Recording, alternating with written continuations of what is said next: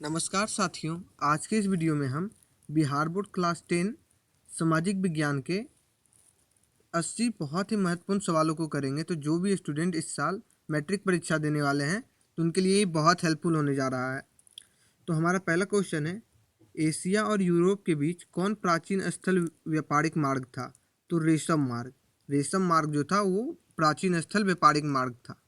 हमारा अगला क्वेश्चन है, चौरी चौरा कांड के बाद गांधी जी ने निम्नलिखित में से किस आंदोलन को बंद कर दिया? तो गांधी जी ने असहयोग आंदोलन को बंद कर दिया चौरी चौरा कांड के बाद। हमारा अगला क्वेश्चन है, अंतर्राष्ट्रीय मजदूर दिवस कब मनाया जाता है? तो अंतर्राष्ट्रीय मजदूर दिवस 1 मई को मनाया जाता है। हमारा अगला क्वेश्चन है, वर्तमान में भारत में कितने केंद्र शासित प्रदेश हैं?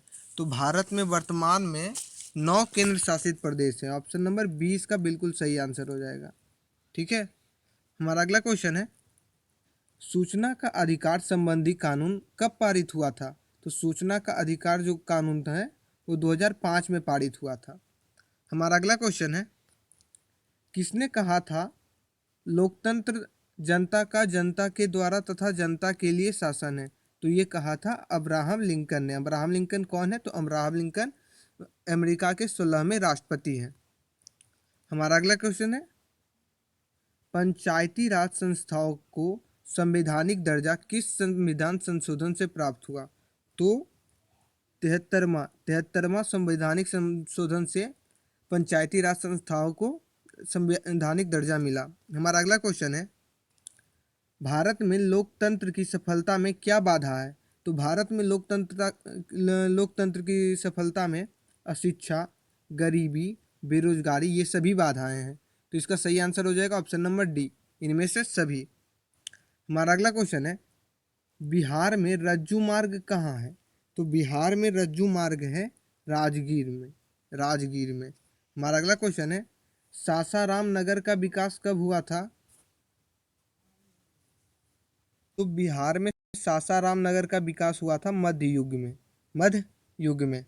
हमारा अगला क्वेश्चन है, गोविंद सागर कृत्रिम जलाशय संबंधित है? तो गोविंद सागर कृत्रिम जलाशय संबंधित है भाखरा नांगल बांध से। हमारा अगला क्वेश्चन है, सर्वाधिक भूस्खलन प्रवण राज्य है? तो सबसे ज्यादा भूस्खलन कहाँ होता है? तो ये होता है उत्तराखंड में। हमारा अगला क्वेश्चन है, बिहार का कौन सा भाग सर्वाधिक सूखा प्रवण है? तो सबसे ज्यादा सूखा बिहार के कौन से भाग में रहता है? तो वो रहता है दक्षिण बिहार में, साउथ बिहार में। हमारा अगला क्वेश्चन है, 1871 में कौन सी संधि हुई थी? तो ये बहुत इंपॉर्टेंट क्वेश्चन है। 1871 में फ्रैंक फ्रंट की संधि हुई थी। हमारा अगला क्वेश्चन है,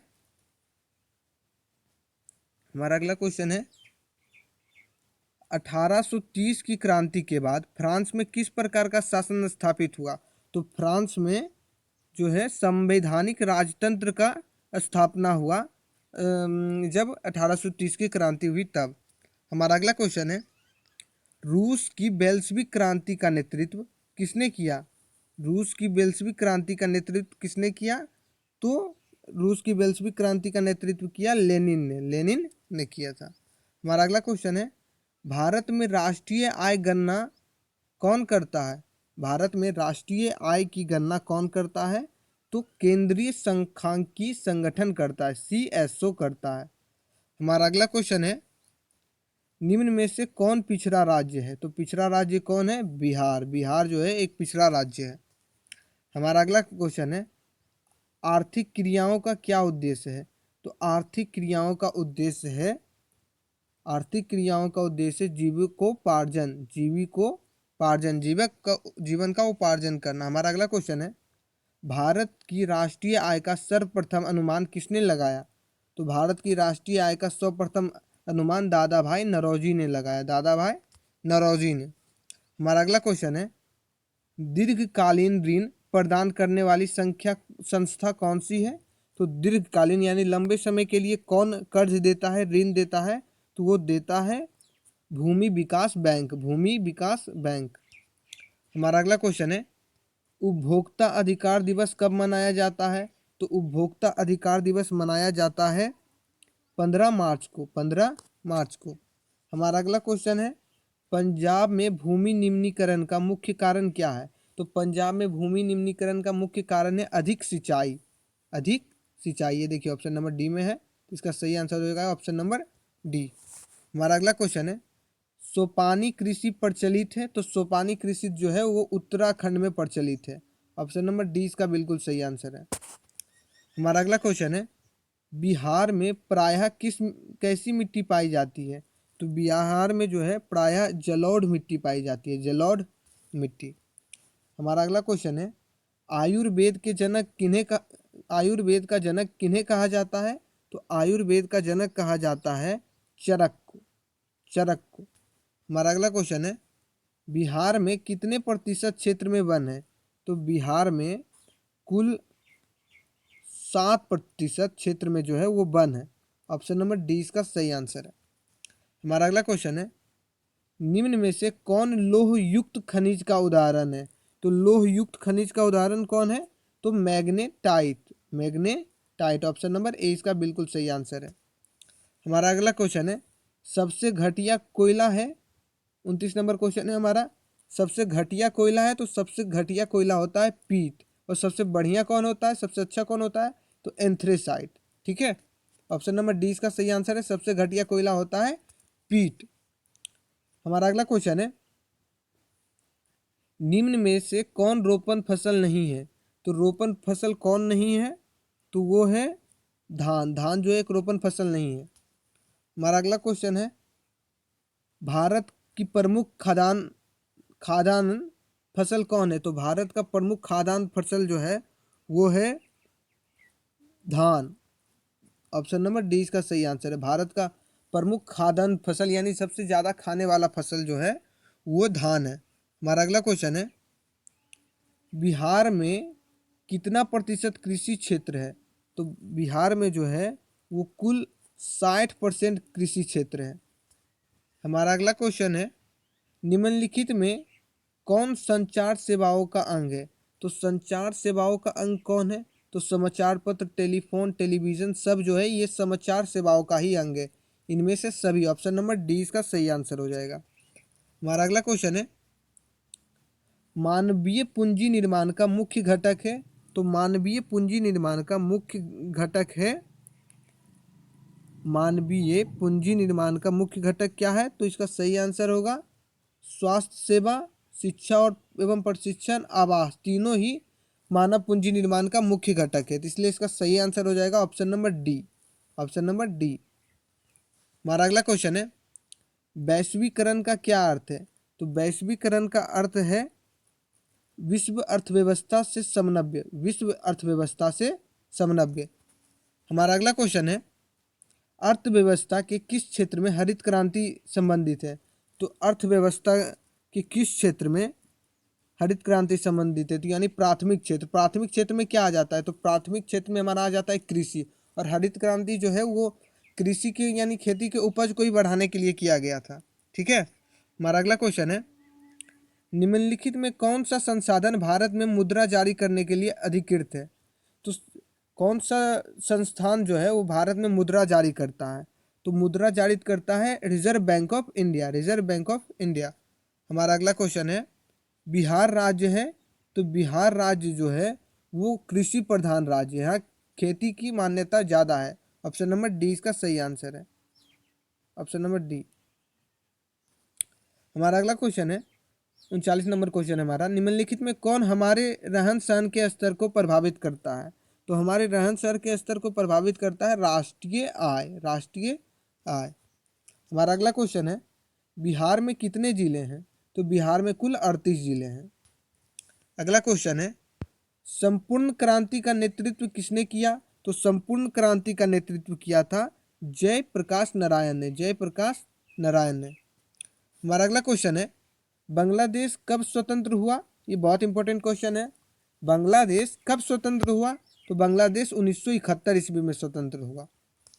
हमारा अगला क्वेश्चन है, भारत में किस राज्य में सर्वप्रथम पंचायती राज की शुरुआत हुई? तो सबसे पहले पंचायती राज की शुरुआत कहाँ हुई थी? तो हुई थी राजस्थान में। राजस्थान में सबसे पहले पंचायती राज की शुरुआत हुई थी। हमारा अगला क्वेश्चन है 44 नंबर क्वेश्चन, निम्नलिखित में कौन केंद्र शासित प्रदेश है? तो केंद्र शासित प्रदेश जो है वो है चंडीगढ़। चंडीगढ़ जो है एक केंद्र शासित प्रदेश है। केंद्र शासित प्रदेश मतलब जहाँ राज्य द्वारा जो अधिकृत नहीं है, राज्य द्वारा शासन नहीं, केंद्र सरकार द्वारा शासन होता है इसमें। ठीक है। हमारा अगला क्वेश्चन है, संघ सरकार का उदाहरण है? तो संघ सरकार का उदाहरण है अमेरिका, भारत, कनाडा। इनमें से सभी इसका सही आंसर हो जाएगा। ऑप्शन नंबर डी बिल्कुल इसका सही आंसर हो जाएगा। संघ सरकार जो है ये तीनों देश में है, अमेरिका, भारत और कनाडा में। हमारा अगला क्वेश्चन है, भारत का केंद्रीय बैंक कौन है? तो भारत का केंद्रीय बैंक है reserve bank of India. Reserve bank of India. हमारा अगला क्वेश्चन है, कृषि उत्पादों के मानकीकरण के लिए किस मानक का प्रयोग किया जाता है? तो प्रयोग किया जाता है एग मार्क का, और होल मार्क का प्रयोग किया जाता है सोना की शुद्धता को जानने के लिए, और एग मार्क का किया जाता है कृषि उत्पादक के मानक को जानने के लिए। ठीक है। हमारा अगला क्वेश्चन है 48 नंबर हमारा क्वेश्चन है, निम्न में से कौन प्राथमिक क्षेत्र से संबंधित है? तो प्राथमिक क्षेत्र से संबंधित कौन है? तो कृषि। कृषि क्षेत्र जो है वो प्राथमिक क्षेत्र में आता है। ऑप्शन नंबर सी इसका बिल्कुल राइट आंसर है। हमारा अगला क्वेश्चन है, तीन कठिया प्रणाली किन पर लागू थी? तो तीन कठिया प्रणाली जो है वो किसानों पर लागू थी। ठीक है। हमारा अगला क्वेश्चन है, जलियांवाला बाग हत्याकांड के जांच के लिए सरकार ने किस समिति का गठन किया था? तो हंटर समिति का। हंटर समिति का गठन किया था सरकार ने कि जानने के लिए कि जलियांवाला बाग हत्याकांड में हकीकत में क्या हुआ था। हमारा अगला क्वेश्चन है, डॉक्टर राजेंद्र प्रसाद का जन्म स्थान कहाँ है? तो डॉक्टर राजेंद्र प्रसाद का जन्म स्थान है बिहार। बिहार। हमारा अगला क्वेश्चन है, ककोला जलप्रपात बिहार के किस जिले में स्थित है? तो ककोला जलप्रपात जो है वो नवादा जिले में स्थित है। हमारा अगला क्वेश्चन है, किस देश की सीमा बिहार से जुड़ी है? तो नेपाल। नेपाल की सीमा जो है वो बिहार से जुड़ी हुई है। हमारा अगला क्वेश्चन है, गठबंधन की सरकार बनाने के लिए किस प्रकार की दलीय व्यवस्था की जरूरत है? तो गठबंधन की सरकार बनाने के लिए बहुदलीय व्यवस्था की जरूरत है। बहुदलीय व्यवस्था की, यानी एक से ज़्यादा अधिक दल के लिए। हमारा अगला क्वेश्चन है, भारतीय जनता पार्टी के प्रथम अध्यक्ष कौन थे? तो भारतीय जनता पार्टी के प्रथम अध्यक्ष थे अटल बिहारी वाजपेयी। अटल बिहारी वाजपेयी। हमारा अगला क्वेश्चन है, भारत में राष्ट्रीय आपातकाल की घोषणा कब हुई? तो भारत में राष्ट्रीय आपातकाल की घोषणा हुई थी 1975 में। 1975 में। हमारा अगला क्वेश्चन है, भूकंप केंद्र के ऊर्ध्वाधर पृथ्वी पर स्थित केंद्र को कहते हैं? तो पृथ्वी पर स्थित केंद्र को कहते हैं अधिकेंद्र। अधिकेंद्र। हमारा अगला क्वेश्चन है, सुनामी संबंधित है? तो सुनामी संबंधित है समुद्र से। जब समुद्र में लहरें बहुत ऊपर उठ जाती है तब सुनामी बनता है। ठीक है। हमारा अगला क्वेश्चन है, मलबे के नीचे दबे लोगों का पता लगाने के लिए किस यंत्र का उपयोग होता है? तो इंफ्रारेड कैमरा। इंफ्रारेड कैमरा का प्रयोग होता है मलबे में दबे लोगों को पता लगाने के लिए। हमारा अगला क्वेश्चन है, निम्नलिखित में कौन प्राकृतिक आपदा है? तो प्राकृतिक आपदा कौन है? तो प्राकृतिक आपदा है भूकंप। भूकंप एक प्राकृतिक आपदा है। हमारा अगला क्वेश्चन है, निम्न में से कौन खरीफ की फसल है? तो खरीफ फसल कौन है? तो खरीफ फसल है धान। धान जो है एक खरीफ फसल है। हमारा अगला क्वेश्चन है, ऑपरेशन फ्लड क्या है?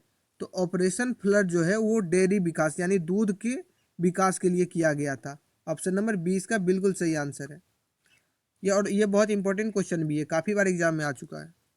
हमारा अगला क्वेश्चन है, रिजर्व बैंक ऑफ इंडिया की स्थापना कब हुई? तो रिजर्व बैंक ऑफ इंडिया की स्थापना हुई है 1935 ईस्वी में। 1935 ईस्वी में। हमारा अगला क्वेश्चन है, भारत में पहली सूती मिल कहाँ स्थापित हुई की गई? तो भारत में पहली सूती मिल जो है वो स्थापित की गई थी मुंबई में। हमारा अगला क्वेश्चन है, जर्मनी के एकीकरण के लिए कौन उत्तरदायी था? तो जर्मनी के एकीकरण के लिए उत्तरदायी था जर्मनी के एकीकरण के लिए उत्तरदायी था बिस्मार्क, लॉर्ड बिस्मार्क। हमारा अगला क्वेश्चन है, देखिए ये क्वेश्चन बहुत बार आ चुका है, फ्रैंकफर्ट की संधि किस वर्ष हुई थी? तो 1871 में फ्रैंकफर्ट की संधि हुई थी। हमारा अगला क्वेश्चन है, सेफ्टी लैंप का आविष्कार किसने किया? तो सेफ्टी लैंप का आविष्कार किया था हम्फ्री डेवी ने। हमारा अगला क्वेश्चन है, भारत छोड़ो आंदोलन का प्रसिद्ध नारा क्या था? तो भारत छोड़ो आंदोलन का प्रसिद्ध नारा था करो या मरो, करो या मरो। हमारा अगला क्वेश्चन है, समाजवादियों का बाइबल किसे कहा जाता है? ये भी देखिए बहुत इंपॉर्टेंट क्वेश्चन है। समाजवादियों का बाइबल किसे कहा जाता है? तो दास कैपिटल को जो है समाजवादियों का बाइबल कहा जाता है। हमारा अगला क्वेश्चन है, भारतीय राष्ट्रीय कांग्रेस की स्थापना कब हुई? तो भारतीय राष्ट्रीय कांग्रेस की स्थापना हुई 1850 ईस्वी में। और उनके स्थापना कौन किए थे? तो एओ ह्यूम जो थे वो भारतीय राष्ट्रीय कांग्रेस का स्थापना किए थे। हमारा अगला क्वेश्चन है, गांधी जी ने में सत्याग्रह का पहला प्रयोग कहाँ किया था? तो गांधी जी ने सत्याग्रह का प्रयोग भारत में सबसे पहले चंपारण में किया था, चंपारण में। हमारा अगला क्वेश्चन है, मुद्रण का आविष्कार कहाँ हुआ? तो मुद्रण का आविष्कार जो है सबसे पहले हुआ था चीन में। हमारा अगला क्वेश्चन है, भारत में सबसे लंबा बांध है? तो भारत में सबसे लंबा बांध है हीराकुंड बांध। हमारा अगला क्वेश्चन है, किस खनिज को उद्योगों की जननी कहा जाता है? तो देखिए ये सभी क्वेश्चन बहुत इंपॉर्टेंट है। उद्योगों की जननी कहा जाता है लोहा को जो है उद्योगों की जननी कहा जाता है। हमारा अगला क्वेश्चन है, सर्वोत्तम कोयले का प्रकार कौन सा है? यानी सबसे बढ़िया कोयला का प्रकार कौन है? तो एंथ्रासाइट जो है वो सबसे बढ़िया कोयले का प्रकार है। हमारा अगला क्वेश्चन है, गंडक परियोजना है? तो गंडक परियोजना जो है वो है वाल्मीकि नगर में है गंडक परियोजना। हमारा अगला क्वेश्चन है, निम्न राज्यों में से किसमें सर्वाधिक वन क्षेत्र है? तो सबसे ज्यादा वन क्षेत्र जो है पूरे भारत में मध्य प्रदेश में। हमारा अगला क्वेश्चन है, कहलगांव तापीय विद्युत परियोजना है? तो कहलगांव तापीय विद्युत परियोजना जो है वो है भागलपुर जिले में। हमारा अगला क्वेश्चन है, सूखे के लिए उत्तरदायी कारक है? तो सूखे के लिए उत्तरदायी है वर्षा की कमी। हमारा अगला क्वेश्चन है, बिहार में कौन बाढ़ प्रवण क्षेत्र है? यानी बाढ़ जहाँ ज़्यादा आता है बिहार में तो वो आता है उत्तर बिहार में। ऑप्शन नंबर डी इसका सही आंसर है, उत्तर बिहार में। ठीक है, मिलते हैं नेक्स्ट वीडियो में, तब तक के लिए धन्यवाद।